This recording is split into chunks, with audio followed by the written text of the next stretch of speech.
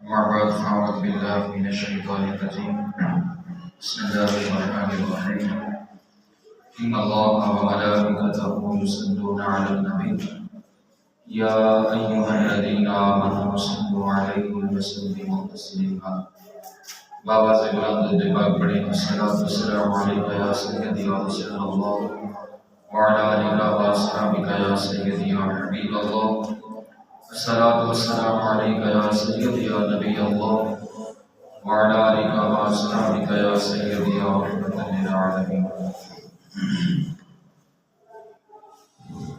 معزز و حاضرین و سامعین، اللہ کی فضل سے آج جمعۃ المبارک ادا کرنے کے لیے ہم اللہ کے گھر میں حاضر ہیں۔ اللہ تعالی ہماری ساجدانہ حاضری کو اپنی بارگاہ میں شرف قبولیت عطا فرمائے۔ سامعین محترم، پچھلے جمعۃ المبارک پر ہجرت کے بعد حضور صلی اللہ علیہ وآلہ وسلم جب مدینہ پاک تشریف لے گئے تو مدینہ کے جو داخلی حالات تھے ان سے حضور صلی اللہ علیہ وآلہ وسلم کا واسطہ پڑا۔ پچھلے جمعۃ المبارک پر میں وہ داخلی حالات عرض کر رہا تھا جن کے اندر میں نے عرض کیا تھا کہ اس ماحول کو 3 حصوں میں تقسیم کیا جائے گا، اور وہ 3 حصے کیا ہیں؟ 3 جماعتیں ہیں، 3 گروہ ہیں۔ ایک پہلا گروہ، پہلی جماعت، یہ تو حضور صلی اللہ علیہ وسلم کے بعد بعض صحابہ کی جماعت ہے جو حضور صلی اللہ علیہ وسلم کے ہر ارشاد پر لبیک کہنے والے اور حضور صلی اللہ علیہ وسلم کے آگے اپنا سر تسلیم خم کرنے والے، ہر ارشاد پر۔ دوسرا گروہ وہ مشرکین کا ہے مدینہ پاک کے اندر، جو بتوں کی عبادت کرنے والے تھے، اور یہ حضور صلی اللہ علیہ وسلم اور صحابہ کی مخالفت نہیں کرتے تھے، یعنی تنگ نہیں کرتے تھے۔ تیسرا گروہ تھا یہود کا۔ پچھلے جمعۃ المبارک پر میں نے 2 گروہوں کا تذکرہ کر دیا تھا، صحابہ کرام رضوان اللہ علیہم اجمعین اور مشرکین کا، اور یہود کا تذکرہ رہ گیا ہے۔ یہ مدینہ کے اندر جو یہود تھے ان کا جو معاملہ مدینہ کے اندر تھا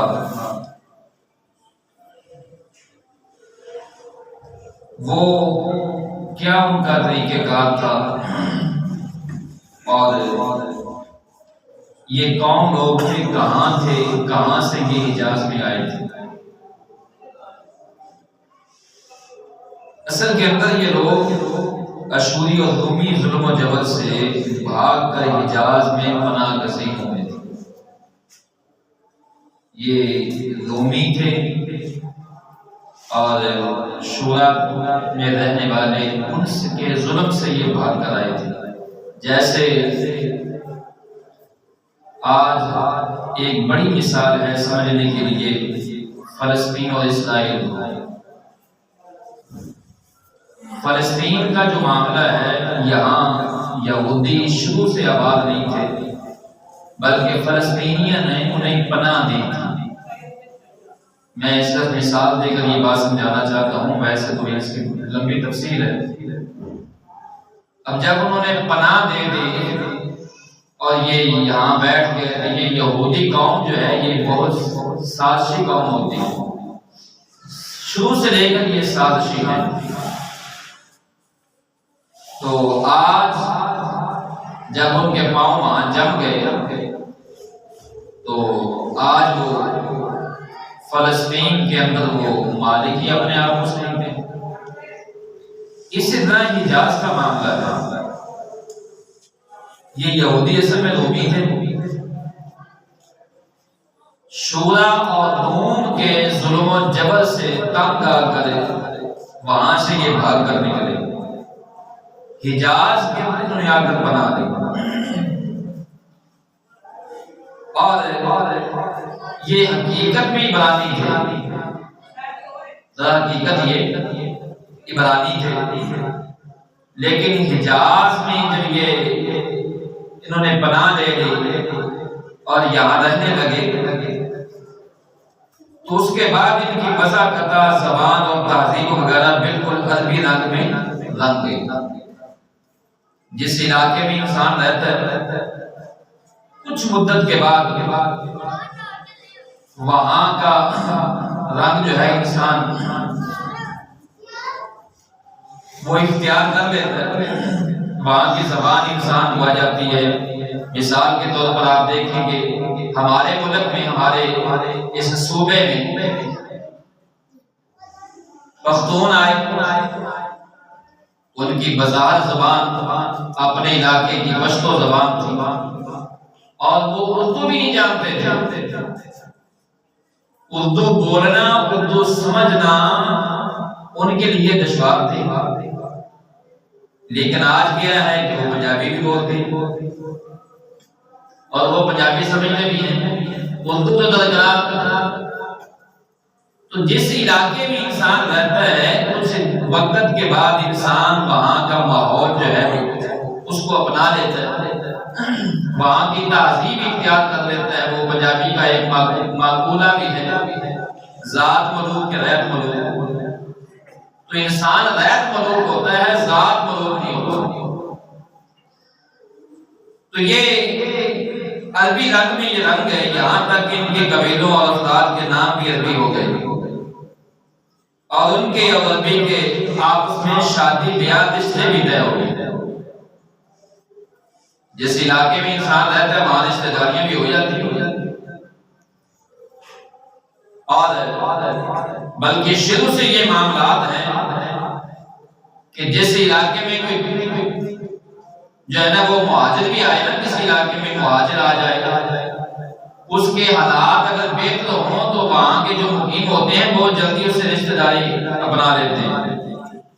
تو اگر کوئی کمزور آدمی آ جائے، کرائے پہ رہتا ہو، اتنی دیر تک تو اس کو کوئی منہ نہیں لگاتا جب تک اس کے حالات کمزور ہوں۔ جب حالات بدل جائیں تو پھر سارے کہتے ہیں کہ یہ سارے رشتہ دار ہی نہیں۔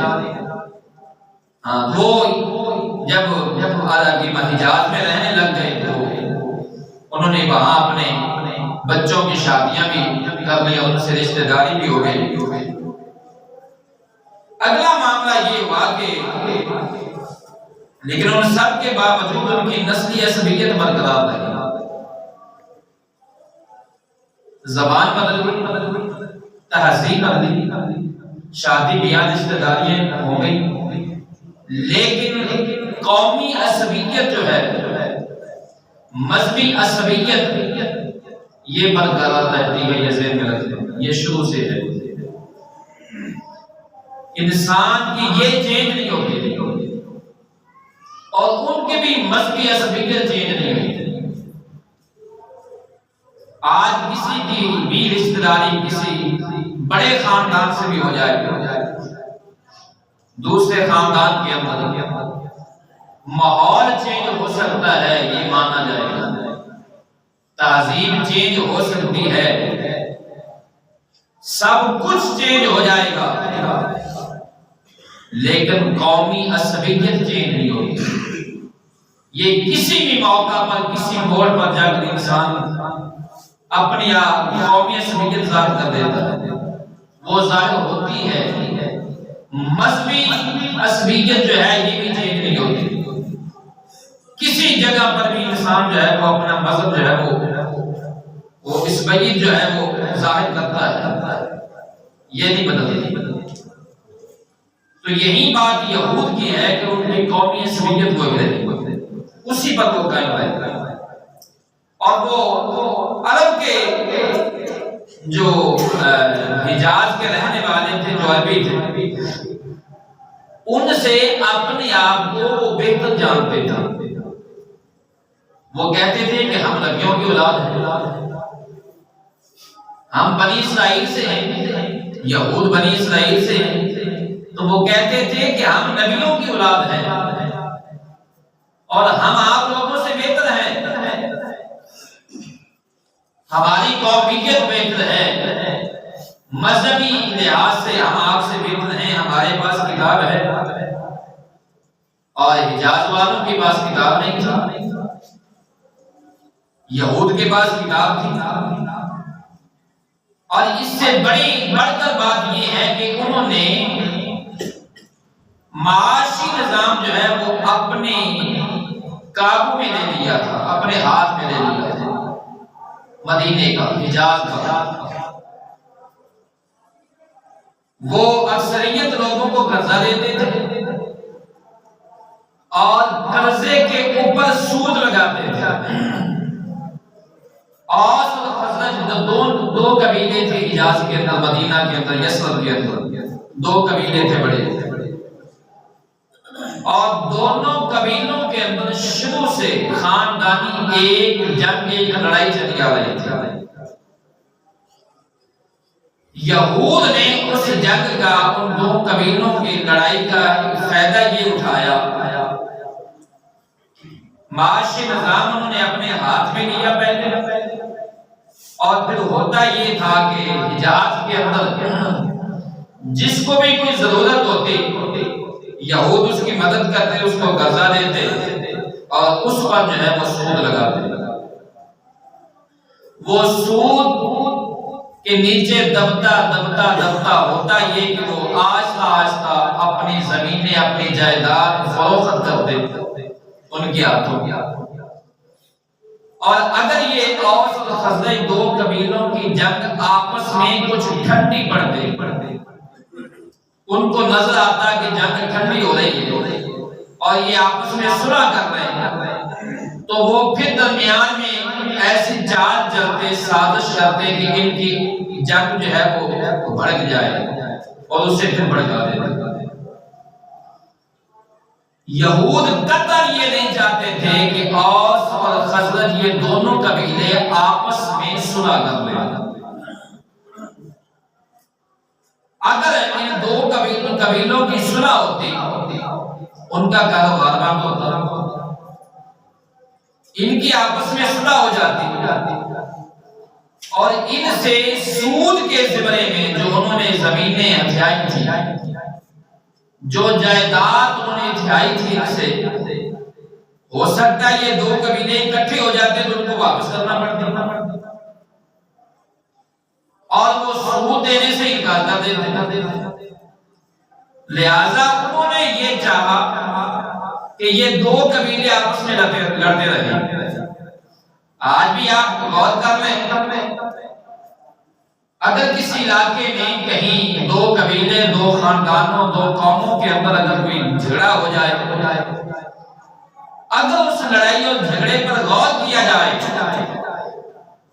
تو ان دو قبیلوں کی غلطی یا گناہ یا لڑائی کا معاملہ کب ہوگا؟ درمیان میں تیسرا آدمی نظر آئے گا جو ان کو لڑانے والا ہوگا.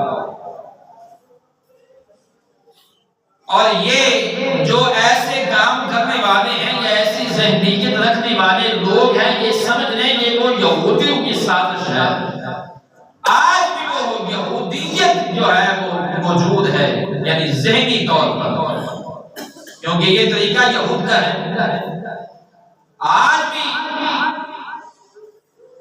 یہ 1450 سال پہلے کی میں بات کر رہا ہوں، آج آپ دیکھ لیں معاشی نظام جو ہے وہ مکمل یہود نے اپنے ہاتھ میں کر رکھا ہے. آج بھی آپ دیکھ رہے ہیں، اپنے ملک پر غور کر رہے ہیں، ملک پاکستان کا جتنا معاشی نظام ہے وہ یہود کے ہاتھ میں ہے، تمہاری بینکاری نظام جو ہے وہ یہود کے ہاتھ میں ہے۔ معمولی سی بات، تمہارے جیب میں جو موبائل ہے وہ یہود کے ذریعے سے ہی چل رہا ہے، اگر وہ چاہے تو یہ 1 منٹ سے پہلے بند ہو جائے گا۔ اور تمہارا ملک جو سود کے نیچے دبا جا رہا ہے، یہ یہودیت کی سازش ہے۔ نہیں چاہتے کہ یہ یہود سے جو ہے نا وہ سود سے یہ ملک نکل جائے۔ اسی طرح انہوں نے حجاز کے اندر یہ سازش کی کہ مسلمان آپس میں صلح نہ کریں۔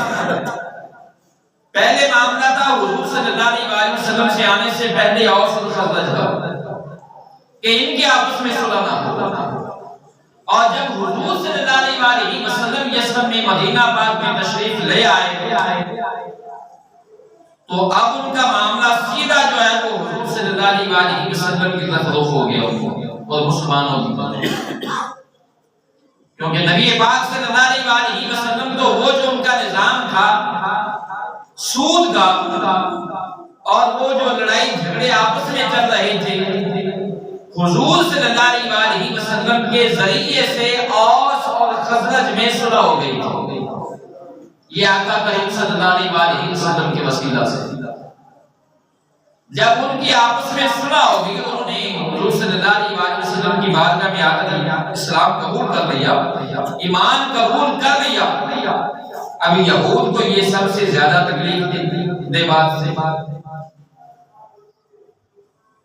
وہ ڈائریکٹ آ کر حضور صلی اللہ علیہ وسلم مسلمانوں سے جنگ بھی نہیں کرتے تھے، اندر رہ کر سازشیں بھی کر رہے تھے، حتیٰ کہ ان کا ایک بڑا عالم تھا، عبداللہ اس کا نام تھا، یہ یہودیوں کا بڑا عالم تھا، عبداللہ بن سلام، یہ قبیلہ نجار سے تعلق رکھنے والا تھا۔ اس نے جب حضور صلی اللہ علیہ وسلم کی آمد سنی تو وہ سیدھا حضور صلی اللہ علیہ وسلم کی بارگاہ میں آیا، اور اس نے حضور صلی اللہ علیہ وسلم سے چند سوالات کیے، اور وہ یہودیوں کا سب سے بڑا عالم تھا، آج جس کو آپ مفتی اعظم کہہ سکتے ہیں، آج کا مفتی اعظم عبداللہ بن سلام یہودیوں کے ہاں مفتی اعظم تھا۔ اس نے حضور صلی اللہ علیہ وسلم سے چند سوالات کیے، اور وہ سوال ایسے تھے کہ نبی کے سوا کوئی نہیں جانتا تھا۔ حضور صلی اللہ علیہ وسلم نے شافی جواب ارشاد فرمائے اس کے سوالوں کے۔ جب اس نے اس کی تسلی ہو گئی، اس کو جواب مل گیا، تو فوری اس نے وہاں بیٹھ کر حضور صلی اللہ علیہ وسلم کے ہاتھ میں ہاتھ رکھا اور کلمہ پڑھ لیا۔ اب جب وہ جانے لگا تو حضور کی بارگاہ میں اس نے عرض کی، یا رسول اللہ صلی اللہ علیہ وسلم، یہود ایک سازشی قوم ہے، میں ان میں رہ چکا ہوں، میں انہیں جانتا ہوں، یہ سازشی قوم ہے، اگر میں یہاں سے نکلا اور اگر یہود کو خبر ہو گئی میرے ایمان لانے کی تو یہود مجھ پر بہتان لگا دے گا، تہمت لگا دے گا یہود قوم۔ نبی پاک صلی اللہ علیہ وسلم نے عبداللہ بن سلام کو وہیں بٹھایا اور یہود کو پیغام بھیجا، یہود کو حضور صلی اللہ علیہ وسلم نے بلایا، اب یہود آ گئے۔ نبی پاک صلی اللہ علیہ وسلم نے یہاں توجہ کرنا الفاظ پر، حضور صلی اللہ علیہ وسلم نے ان سے فرمایا کہ بتاؤ عبداللہ بن سلام جو ہیں تمہارے اندر کیسے آ گئے؟ انہوں نے کہا وہ بہت اچھے ہیں، وہ ہمارے پیشوا ہیں، ہمارے اندر وہ سب سے بڑے عالم ہیں، وہ بڑے متقی ہیں، ان کا خاندان بہت اچھا ہے، ان کا باپ بہت شریف ہے، ان کا دادا بہت شریف ہے، بڑے شریف خاندان سے وہ تعلق رکھتے ہیں، وہ تو بہت ہی پاک باز آدمی ہے۔ اب جب وہ ساری باتیں کہہ چکے تو حضور صلی اللہ علیہ وسلم نے فرمایا بتاؤ اگر عبداللہ بن سلام اسلام لے آئے تو ایمان قبول کر لے۔ انہوں نے کہا یہ کیسے ہو سکتا ہے کہ وہ اسلام قبول کر لے؟ یہ کیسے ہو سکتا ہے؟ یہ نہیں ہو سکتا، قطعاً نہیں ہو سکتا کہ عبداللہ اسلام قبول کر لے۔ عبداللہ بن سلام اندر چھپے ہوئے تھے اور یہ ساری باتیں ان کی سن رہے تھے۔ جب یہود یہ سب کچھ کہہ چکے تھے ادھر سے عبداللہ بن سلام باہر نکل آئے، انہوں نے کہا اشہد ان لا الہ الا اللہ واشہد ان محمد رسول اللہ، میں گواہی دیتا ہوں کہ اللہ کے سوا کوئی معبود نہیں، اور میں گواہی دیتا ہوں کہ محمد رسول اللہ صلی اللہ علیہ وسلم اللہ کے رسول ہے۔ اب مجھے بتائیں یہود نے پہلے کیا کہا تھا؟ بہت اچھے، بہت متقی ہیں، بہت ایماندار ہیں، سب سے بڑے عالم ہیں، شریف خاندان سے تعلق رکھنے والے، ان کا باپ بڑا شریف تھا، ان کا باپ بڑا عالم تھا، یہ تو بہت ہی ہمارے یہاں جو ہے وہ پاک باز ہیں۔ اب جو ہی عبداللہ بن سلام نے اسلام کا اعلان کیا اور حضور صلی اللہ علیہ وسلم کی نبوت کی گواہی دی، فوراً بول پڑے، کہتے ہیں یہ سب سے برے ہیں، یہ سب سے کمینے ہیں، سب سے گندے ہیں، یہ تو ان کا خاندان ہی ایسا تھا، غدار تھا، ان کا خاندان ہی یہ تھا، ان کا باپ بھی ایسا تھا۔ فوری انہوں نے تہمتیں لگانے شروع کر دی اور عبداللہ بن سلام نے عرض کی یا رسول اللہ صلی اللہ علیہ وسلم، دیکھا میں نے کہا تھا یہ یہود قوم جو ہے یہ تہمت باز ہے، بہتان باز ہے، فوری جو ہے بہتان تراشی کر دیتی ہے۔ اور حضور صلی اللہ علیہ وسلم کے خلاف یہود بار بار سازشیں کرتے رہے، بار بار، بلکہ ایک حدیث میں آتا ہے ام المومنین حضرت صفیہ بنت حوی بن اخطب رضی اللہ تعالی عنہا سے یہ روایت ہے، انہوں نے فرمایا کہ میں اپنے والد چچا ابو یاسر کی نگاہ میں اپنے والد کی سب سے چہیتی بیٹی تھی، اولاد تھی، اپنے چچا اور اپنے والد کی نگاہ میں تمام اولاد میں سے سب سے چہیتی میں تھی۔ میں چچا اور والد سے جب کبھی ان کی کسی بھی اولاد کے ساتھ ملتی تو وہ اس کے بجائے مجھے ہی اٹھاتے تھے، مجھے ہی سب سے زیادہ پیار کرتے تھے، مجھے ہی گود میں لیتے تھے، باقی اولاد کو چھوڑ دیتے تھے، کیونکہ سب سے لاڈلی میں تھی، چہیتی میں تھی۔ کہتی ہیں کہ جب رسول اللہ صلی اللہ علیہ وسلم تشریف لائے اور قباء میں بنو عمر بن عوف کے یہاں نزول فرمایا، حضور صلی اللہ علیہ وسلم نے یہاں ٹھہرے تو میرے والد حوی بن اخطب اور میرے چچا ابو یاسر حضور صلی اللہ علیہ وسلم کی خدمت میں صبح سویرے تڑکے حاضر ہوئے اور غروب آفتاب کے وقت واپس آئے، بالکل تھکے ماندے، گرتے پڑتے جو ہیں وہ لڑکھڑاتے ہوئے چال چل رہے تھے۔ میں نے حسب معمول، کہتی ہیں کہ میں نے حسب معمول، حضرت صفیہ بیان کر رہی ہیں خود کہتی ہیں میں نے حسب معمول ان کی طرف بڑی، پہلے جب ایسا ہوتا تھا تو وہ مجھے فوری اٹھا لیتے تھے، پوری اولاد میں سے سب سے زیادہ پیار مجھے تھا، مجھے پیار دیتے تھے، میں چہیتی تھی، میں لاڈلی تھی تمام اولاد میں سے، میں حسب معمول ان کی طرف دوڑی، لیکن انہیں اس قدر غم تھا کہ بخدا، کہتی ہیں اللہ کی قسم، دونوں میں سے کسی نے بھی میری طرف آنکھ اٹھا کر نہیں دیکھا، میری طرف ہاتھ نہیں بڑھایا۔ اور میں نے اپنے چچا کو سنا، یعنی میں اپنے چچا کو کہتے ہوئے سنا، وہ میرے والد حوی بن اخطب سے کہہ رہے تھے کیا یہ وہی ہے؟ انہوں نے کہا اللہ کی قسم یہ وہی نبی ہے آخر زمان میں۔ اب یہ ہوئی بن اخطب جو ہے یہ عالم تھا یہود قوم، تو ان کے بھائی نے پوچھا کہ بتاؤ یہ وہی نبی ہے؟ انہوں نے کہا اللہ کی قسم یہ وہی نبی ہے۔ چچا نے کہا آپ نے ٹھیک پہچان رہے، آپ نے صحیح پہچانا ہے؟ تو کہتی ہیں میرے والد نے کہا بالکل یہ وہی نبی ہے، میں نے صحیح پہچان لیا۔ چچا نے کہا تو اب آپ کے دل میں ان کے متعلق کیا ارادہ ہے؟ آگے پھر کیا کرنا چاہتے ہیں آپ؟ تو والد نے کہا عداوت، خدا کی قسم جب تک زندہ رہوں گا ان سے بغض رکھا، ان سے عداوت کروں گا، میں ان سے دشمنی کروں گا۔ اب مجھے بتائیں، حضرت صفیہ کہتی ہیں کہ میرے والد نے حضور کو پہچان لیا، کیونکہ تورات انجیل زبور میں جو حضور صلی اللہ علیہ وسلم کے متعلق جو بشارتیں تھیں، جو نشانیاں موجود تھیں، انہوں نے پڑھی ہوئی تھی۔ اور ابو یاسر نے جب پوچھا تو انہوں نے کہا اللہ کی قسم یہ وہی نبی ہے جس کے بارے میں ہم نے اپنی کتابوں میں پڑھا، یہ وہی آخر الزمان نبی ہے۔ لیکن میں ایمان نہیں لاؤں گا، میں پوری زندگی ان کے ساتھ عداوت رکھوں گا، ان سے بغض رکھوں گا۔ وجہ کیا وجہ تھی؟